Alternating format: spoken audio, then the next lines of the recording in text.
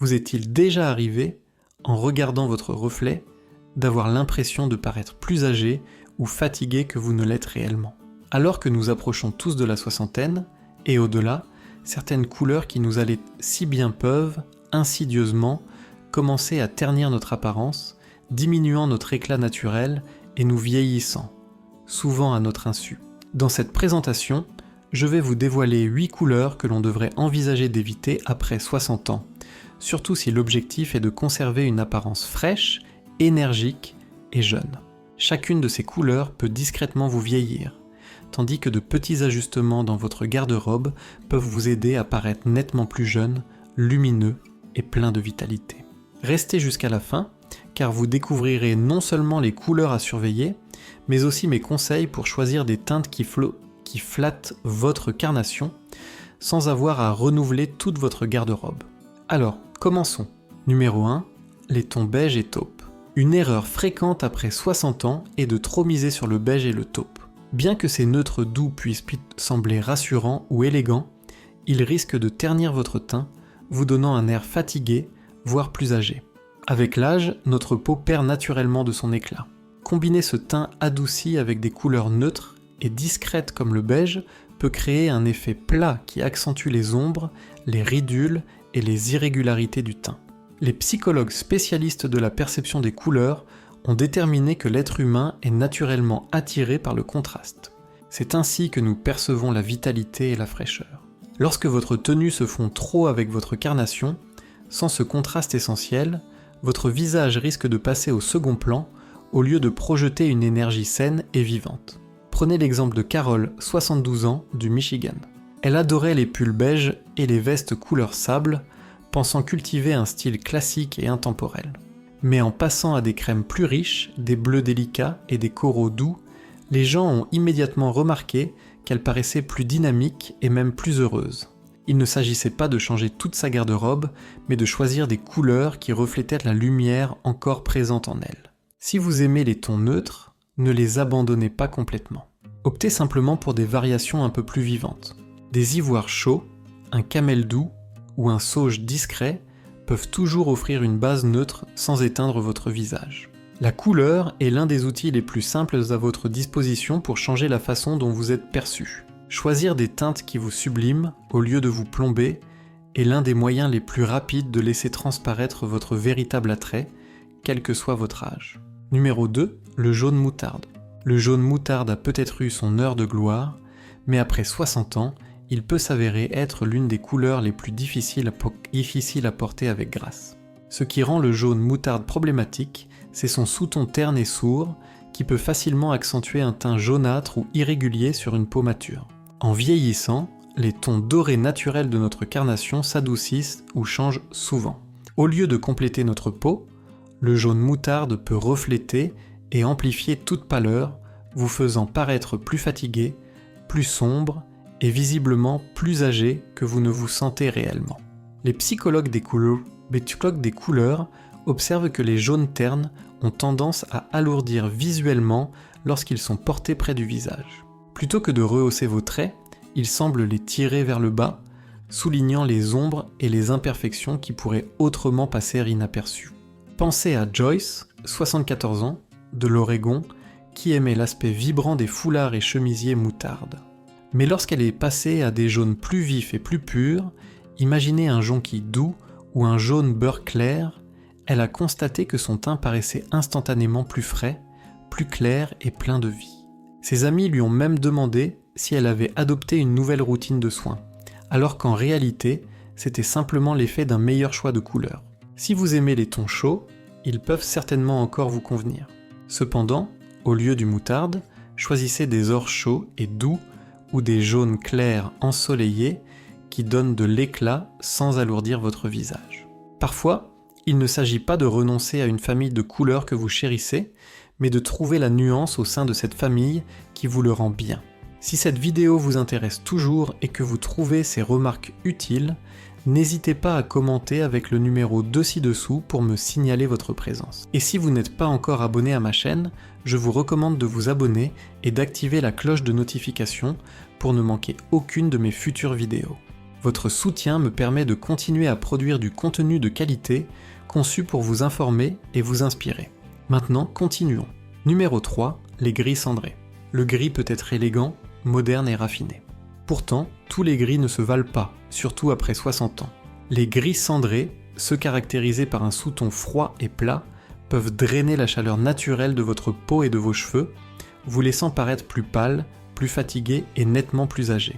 Lorsque nos cheveux deviennent argentés ou blancs, cela adoucit naturellement le contraste de notre apparence. Associer cette douceur à une tenue gris cendré peut entraîner un effet ton sur ton excessif, produisant un résultat délavé qui manque de la vitalité et de la présence que nous souhaitons projeter en abordant cette nouvelle étape de la vie.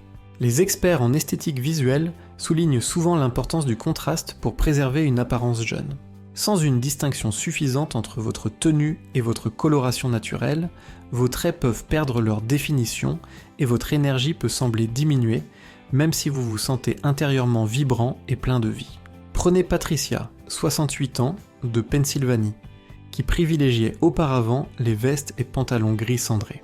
Lorsqu'elle est passée à des gris anthracite plus chauds ou à des ardoises moyennes avec un subtil sous-ton bleu, son teint a instantanément paru plus radieux, ses cheveux plus lumineux et son sourire plus éclatant. Elle n'avait rien changé à sa personne, elle avait simplement laissé les bonnes couleurs travailler pour elle. Si vous appréciez le gris, comme beaucoup, vous n'êtes pas obligé d'y renoncer. Choisissez simplement des gris qui possèdent une certaine profondeur, richesse ou une pointe de chaleur. Des tons qui fournissent suffisamment de contraste pour que votre visage et vos cheveux soient joliment encadrés. Votre garde-robe doit soutenir la lumière que vous possédez encore en vous, pas la diminuer. Et identifier la bonne nuance de gris peut être un moyen puissant et discret de s'assurer que cette lumière brille. Numéro 4. Les pastels clairs comme le bleu layette ou le rose poudré. Les pastels doux, y compris le bleu layette, le rose poudré et le vert menthe, peuvent sembler charmants et purs, mais après 60 ans, ils font souvent plus de tort que de bien. Placés près du visage, ces teintes extrêmement claires et douces peuvent vous donner un air complètement effacé, surtout si votre coloration naturelle s'est adoucie avec les années. Plutôt que d'apporter de la luminosité, les pastels pâles peuvent rendre la peau terne, diminuer l'éclat des yeux et adoucir la définition des contours du visage. Ce n'est pas simplement une question de goût, il s'agit de la façon dont ces nuances interagissent avec la maturité et la richesse que votre peau a acquise avec le temps. Les professionnels du conseil en images soulignent souvent que la peau mature bénéficie d'une saturation légèrement plus importante, un peu plus de vitalité dans les couleurs qui l'encadrent. Les pastels, bien que charmants sur les jeunes et les très jeunes adultes, manquent souvent de la robustesse nécessaire pour rehausser la profondeur d'expérience gravée sur un visage mature. Pensez à Harold, 70 ans, de Virginie, qui portait constamment des chemises bleu clair, croyant qu'elles favorisaient une image accessible. En passant à des teintes légèrement plus profondes, bleu ciel, sarcelle doux ou même un marine discret, son teint est instantanément apparu plus sain, ses yeux plus lumineux et son sourire plus net. Le changement n'était pas radical, mais son effet était indiscutable. Si les teintes claires vous plaisent, vous pouvez certainement continuer à les apprécier. Cherchez simplement des variations dotées d'un peu plus de substance. Au lieu du rose poudré pâle, envisagez un rose vif ou un corail chaud. Au lieu du bleu layette, optez pour un turquoise moyen ou une pervenche douce. Choisir des couleurs qui ont un peu plus de corps et d'énergie ne domine pas, cela fortifie. Cela accentue votre vitalité, honore votre présence et encourage les autres à percevoir non seulement votre sens de la mode, mais votre essence. Si vous regardez toujours cette vidéo et que ces conseils vous sont précieux, merci de commenter avec le numéro 4 ci-dessous pour me dire que vous êtes là. Et si vous n'êtes pas encore abonné à ma chaîne, je vous suggère de vous abonner et d'activer la cloche pour ne manquer aucune de mes vidéos.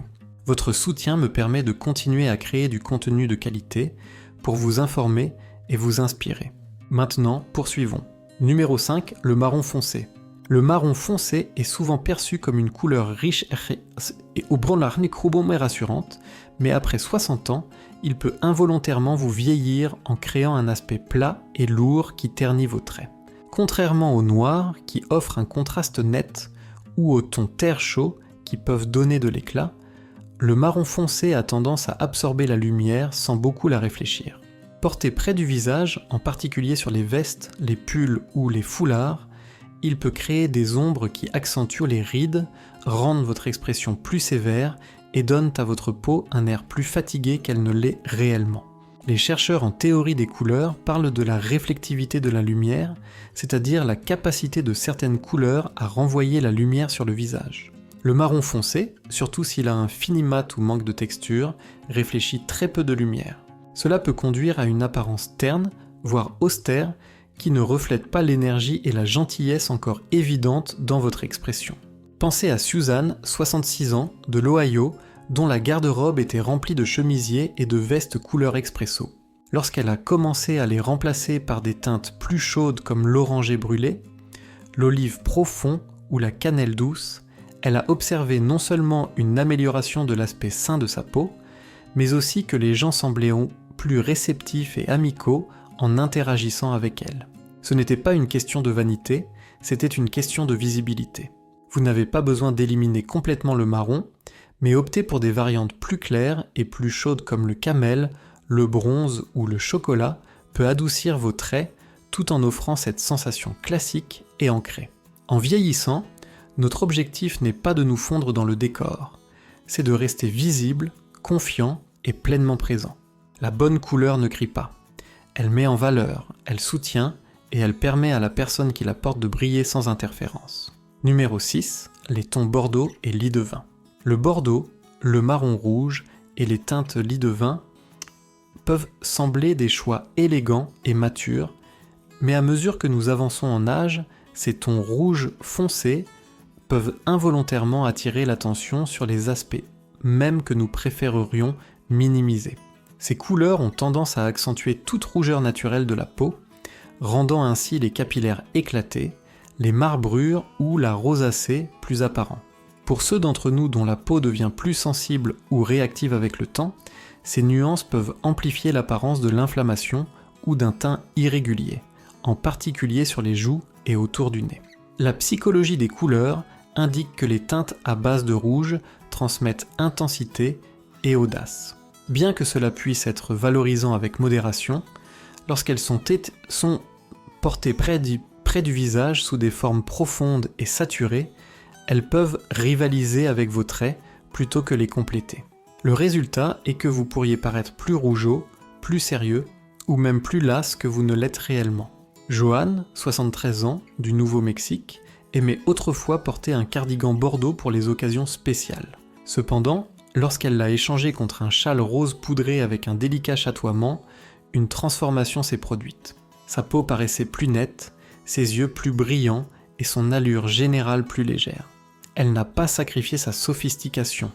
Elle a simplement choisi une version qui s'harmonisait avec sa peau plutôt que de s'y opposer. Si les tons rouges riches font partie intégrante de votre style, envisagez des alternatives plus douces qui offrent toujours de la chaleur mais atténuent l'impact visuel. Des couleurs comme le prune doux, le bois de rose ou le framboise discret continuent d'offrir de l'élégance, mais sans la sévérité qui peut vieillir votre apparence générale. La couleur ne devrait jamais être une question de dissimulation, elle devrait être une question d'harmonie. Et parfois, un léger ajustement dans vos nuances de rouge, de quelques degrés seulement, est tout ce qu'il faut pour révéler une version de vous-même qui se sent plus vibrante, plus assurée et plus authentiquement perçue. Si vous êtes toujours avec moi et que ces conseils vous sont utiles, merci de commenter avec le numéro 6 ci-dessous pour que je sache que vous êtes là. Et si vous n'êtes pas encore abonné à ma chaîne, je vous encourage à vous abonner et à cliquer sur l'icône de la cloche pour ne manquer aucune de mes prochaines vidéos. Votre soutien m'aide à continuer à créer du contenu de valeur pour vous informer et vous inspirer. Maintenant, continuons. Numéro 7, les couleurs fluo ou excessivement vives. Les roses fluo, les bleus électriques et les verts stabilo peuvent attirer l'attention, mais après 60 ans, ils flattent rarement. Ces couleurs trop vives peuvent écraser la douceur naturelle d'une peau mature, établissant un contraste criard qui détourne l'attention de votre visage vers le vêtement lui-même. En mûrissant, notre teint, la couleur de nos cheveux et nos traits de visage deviennent généralement plus discrets. Les couleurs fluo ne s'alignent pas sur cette transition. Elles vont activement à son encontre. Le résultat est fréquemment un effet dur et artificiel qui rend votre peau plus délicate, votre expression plus sévère et votre allure générale moins avenante. Les experts en harmonie des couleurs expliquent que les teintes de haute intensité projettent une lumière artificielle sur le visage, accentuant chaque ride et ridule. Au lieu de générer un éclat, elles magnifient la texture et pas de manière favorable. Prenez Linda, 69 ans, d'Arizona, qui chérissait autrefois un foulard vert citron vif qu'elle avait acquis en vacances. Mais lorsqu'elle l'a remplacé par un vert sauge doux, elle a remarqué une différence subtile mais significative. Son teint paraissait plus lisse, son sourire plus chaleureux, et l'ensemble semblait plus harmonieux. Cela n'attirait pas l'attention, cela offrait un soutien. C'est le point crucial. Lorsqu'une couleur devient plus visible que vous, il est probable qu'elle ne vous avantage pas. L'audace n'équivaut pas invariablement à la vivacité. Elle peut signifier profondeur, chaleur et assurance tranquille. Si vous aimez porter de la couleur, comme beaucoup, vous n'avez pas à y renoncer. Orientez-vous simplement vers des tons riches et profonds. Un sarcelle foncé au lieu d'un bleu fluo. Un corail chaud plutôt qu'un rose fluo. Ces couleurs injectent toujours joie et personnalité, mais elles le font d'une manière qui met en valeur votre visage au lieu de l'épuiser. Les couleurs doivent servir à encadrer votre histoire, pas à la modifier. Et lorsque vous choisissez des nuances qui respectent votre énergie et votre teint actuel, les gens cessent de remarquer les vêtements et commencent à vous voir vous. Numéro 8. Le blanc pur. À première vue, le blanc pur peut sembler le summum de la fraîcheur et de la simplicité, mais après 60 ans, il peut être étonnamment dur. Le blanc éclatant et vif réfléchit la lumière d'une manière qui accentue chaque ombre, ligne et irrégularité du teint sur le visage, rendant la peau plus fine et plus terne. Au lieu d'offrir un éclat net et jaune, le blanc pur peut générer un contraste excessif, soulignant la texture et les imperfections qui pourraient autrement se fondre doucement dans votre expression naturelle.